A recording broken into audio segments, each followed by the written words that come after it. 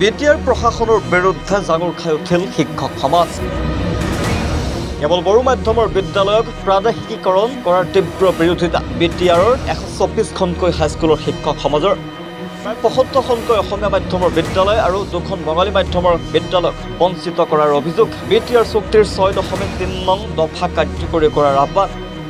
কঠোৰ সমালোচনা বিটিআৰ প্ৰধান প্ৰমোদ বড়োক। বিটিআৰত সঁচা অৰ্থত শান্তি শৃংখলা প্ৰতিষ্ঠাৰ বাবে আহ্বান জনাইছে শিক্ষক সমাজে। প্ৰমোদ বড়োৰ ৰাজনীতি তেওঁলোকেও বুজি পোৱা নাই বুলি কটাক্ষ কৰে বিটিআৰত থকা অপ্ৰাদেশিক বিদ্যালয়ৰ শিক্ষক সমাজে।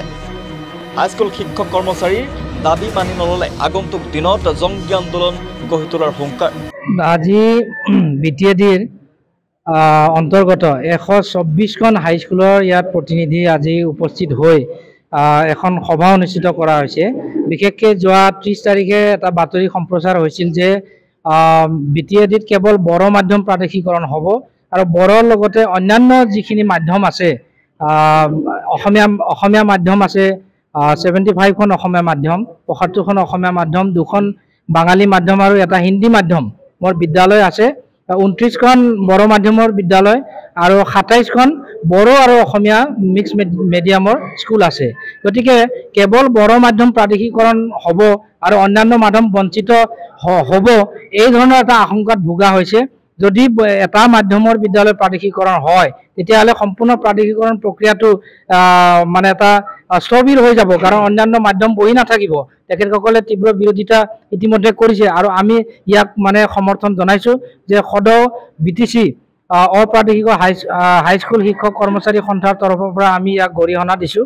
যদি কেৱল বড়ো মাধ্যম বিদ্যালয় প্ৰাদেশিকৰণ হয়, অন্যান্য মাধ্যম প্ৰাদেশিকৰণ কৰা নহয়, তেতিয়াহ'লে ই এটা সাংঘাতিক ধৰণৰ পৰ্যায়লৈকে গুচি যাব। কাৰণ বছৰ বছৰ ধৰি আমাৰ বিটিচি অঞ্চলত শিক্ষাত যিহেতু এটা অংশগ্ৰহণ কৰি আহিছে আমাৰ ভেঞ্চাৰ বিদ্যালয়ৰ শিক্ষকসকলে, ইতিমধ্যে বহু সুবিধাৰ পৰা বঞ্চিত হৈছে যদিও আমাৰ মানে এটা আশা আছিল যে বিটিআৰ চুক্তিৰ 6.3 এটা দফা ইয়াত সন্নিৱিষ্ট কৰা হৈছে।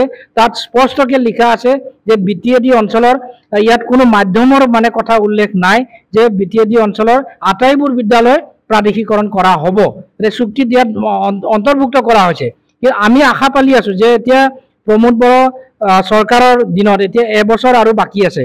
গতিকে প্ৰমোদ বড়ো চৰকাৰৰ এবছৰ বাকী থকা অৱস্থাত যদি বিদ্যালয় প্ৰাদেশিকৰণটো হোৱাই নাই, প্ৰাদেশিকৰণৰ কাৰণে যি পদক্ষেপ ল'ব বিচাৰিছে বুলি আমি শুনিছোঁ, তাত যদি কেৱল বড়ো মাধ্যম প্ৰাদেশিকৰণ কৰাৰ কথাটো ওলায়, নিশ্চয় অন্যান্য মাধ্যমৰ লগত জড়িত যিসকল মানে ৰাইজ আছে, অন্যান্য ভাষা ভাষী এই অসমীয়া মাধ্যমটোক তেওঁলোকে মানে শিক্ষা লাভ কৰি আহিছে, এনেকুৱা এটা যদি ব্যৱস্থা ল'ব গৈ থাকে, ইয়াত নিশ্চয় এটা ৰাজনৈতিক প্ৰভাৱ পৰিব। শিক্ষক কৰ্মচাৰী সন্থা বিটিএডিৰ নেতৃত্বই আপোনালোকক পৰিষ্কাৰ ভাষাত যিখিনি কথা কৈছে সেইটোৱে আচল কথা। খালি মই এটা কথা আপোনালোকক কওঁ, দুটা কথা। প্ৰথম কথাটো হৈছে এইটো মাত্ৰ এটা নিউজ চেনেলৰ খবৰ নহয়।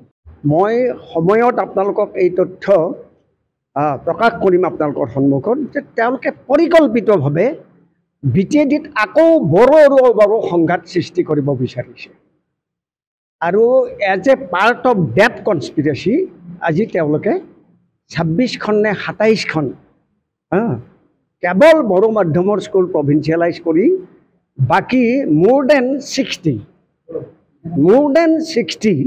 60খনতকৈ বেছি অন্য মাতৃভাষাৰ মাধ্যমৰ বিদ্যালয়ক তেওঁলোকে বাদ দিছে, স্পেচিয়েলি এছামিছ মিডিয়াম। অৰ্থাৎ তেওঁলোকে বিচাৰিছে যে ইয়াতে অসমীয়া আৰু বড়োৰ কাজিয়া লাগক। আকৌ সেই 1996, 1994, 2003, 2008, 2012 সেই সংঘৰ্ষ তাত সৃষ্টি হওক আৰু এই ষড়যন্ত্ৰ কৰি অসম চৰকাৰে হিমন্ত বিশ্ব শৰ্মাই এই কামটো কৰিছে। ভয়ংকৰ, অতি ভয়ংকৰ। তেওঁলোকে বিটিআৰ একৰ্ড, মই আপোনালোকক পঢ়ি শুনাওঁ, বিটিআৰ একৰ্ডৰ 6.3(1) তাত পৰিষ্কাৰ ভাষাত কোৱা আছে, government of Assam will initiate measures to provincialise number 1 schools and colleges. বাস ইয়াতো কোনো বড়ো মিডিয়াম অবড়ো মিডিয়ামৰ কথা নাই। আৰু বিটিএডিত যি স্কুল, যি কলেজ যি প্ৰাথমিক বিদ্যালয় তাতে মোৰ দেন 90% এছামিছ মিডিয়াম। আজি যদি অসমীয়া মাধ্যমৰ বিদ্যালয় মহাবিদ্যালয়বিলাকক যদি বাদ দিয়ে তেনেহ'লে মোৰ then 80% population of BTAD will be deprived from education. তাত বড়ো কথা নাই। ৰঙিয়াৰ পৰা মইনুল হকৰ প্ৰতিবেদন, স্বচ্ছ দ্য ৰিয়েলিটি।